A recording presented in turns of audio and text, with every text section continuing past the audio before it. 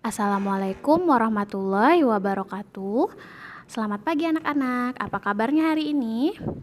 Baik, kita bertemu lagi di hari Jumat tanggal 20 November 2020. Tidak terasa, seminggu lagi insya Allah kita akan melaksanakan ulangan semester ya. Jadi hari ini kita akan belajar tematik tema D, subtema 3 tentang keluarga besarku. Tapi sebelum belajar, kita jangan lupa untuk selalu berdoa dan juga mencuci tangan. Baik anak-anak, silahkan buka bukunya halaman 50. Nah, jadi kemarin kita sudah belajar tentang keluarga inti. Keluarga inti terdiri dari ayah, ibu, dan anak. Anak itu ada kakak dan adik. Nah, kalau keluarga besar itu keluarga besar terdiri dari keluarga inti ditambah sanak saudara. Nah, coba kalian lihat di buku halaman 50. Di sana banyak sekali keluarganya Nina. Ada kakek, ada nenek, ada paman atau om, dan juga ada tante atau bibi, dan ada sepupu-sepupunya. Nanti Ibu jelaskan ya apa itu kakek, siapa itu nenek, siapa om, paman, dan sepupu. Nah, sekarang Ibu tanya, apakah kalian mempunyai keluarga besar? Tentu punya ya. Yuk, sekarang kita lanjutkan. Nah, di sini ada kakek. Kakek ini adalah orang tua laki-laki dari ayah dan ibu. Pasti kalian mempunyai kakek, bisa sebutannya Mbah Kung, Kai, Opa, Eyang Kung, dan banyak lagi.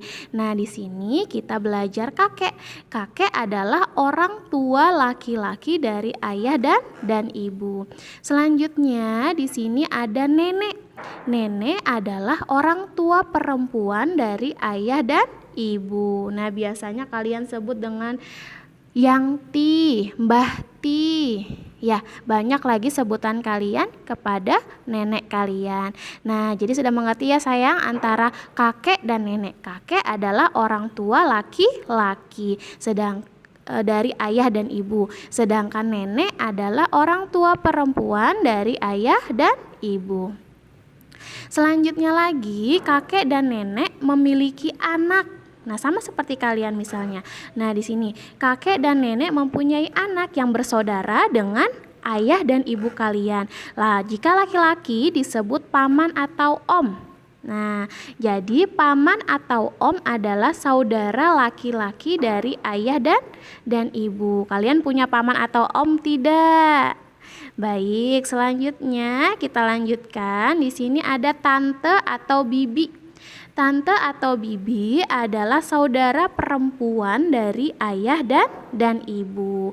Nah, kita lanjutkan lagi. Nah, di sini paman dan bibi mempunyai anak.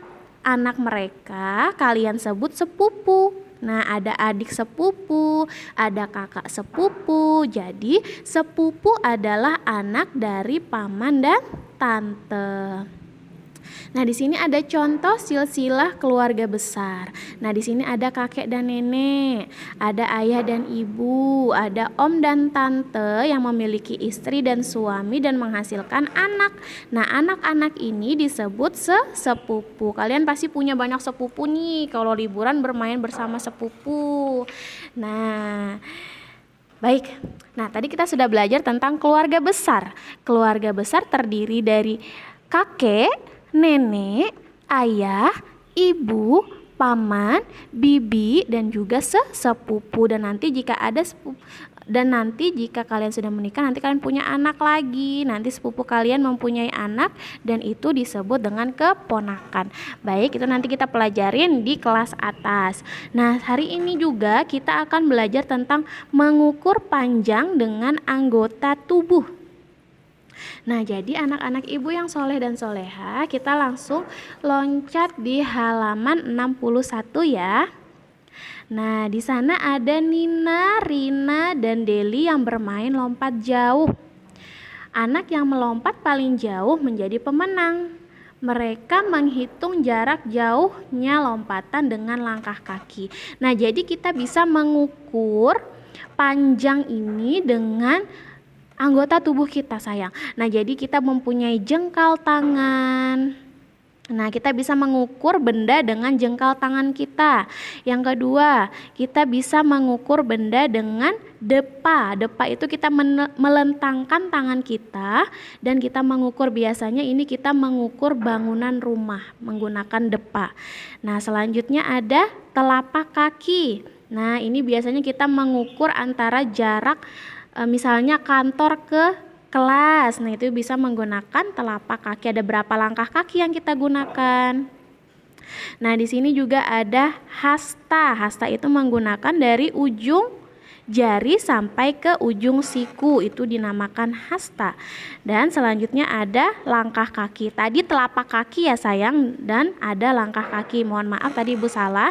Jika telapak kaki kita mengukur dengan telapak kaki, mengukur benda dengan telapak kaki. Sedangkan langkah kaki kita mengukurnya dengan berjalan. Misalnya ini ada berapa langkah dari kantor ke kelas, ada berapa langkah, itu menggunakan langkah kaki. Nah, Ibu ulangin lagi. Jadi yang pertama, untuk mengukur panjang dengan anggota tubuh kita bisa menggunakan jengkal tangan kita.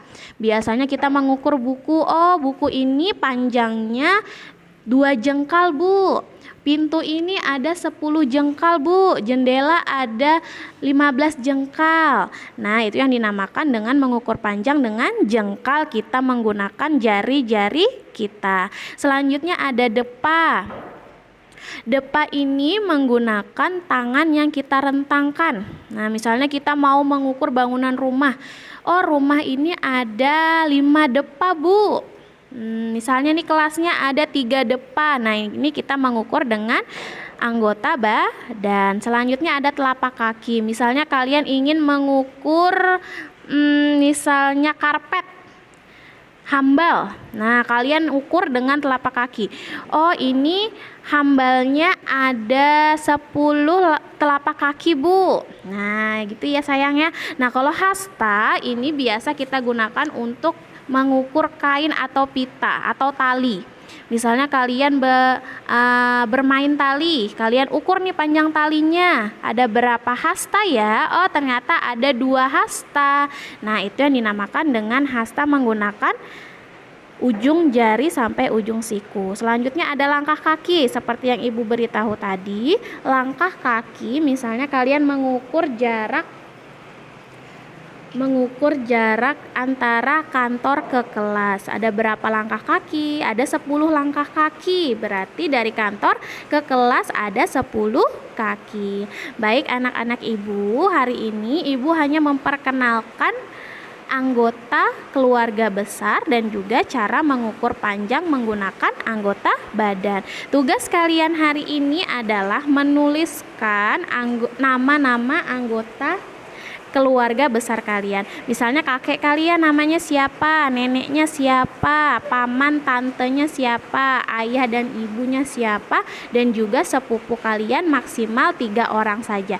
Baik, sekian dulu materi yang dapat Ibu sampaikan. Kurang lebihnya Ibu mohon maaf. Wassalamualaikum warahmatullahi wabarakatuh. Terima kasih. Terus semangat ya.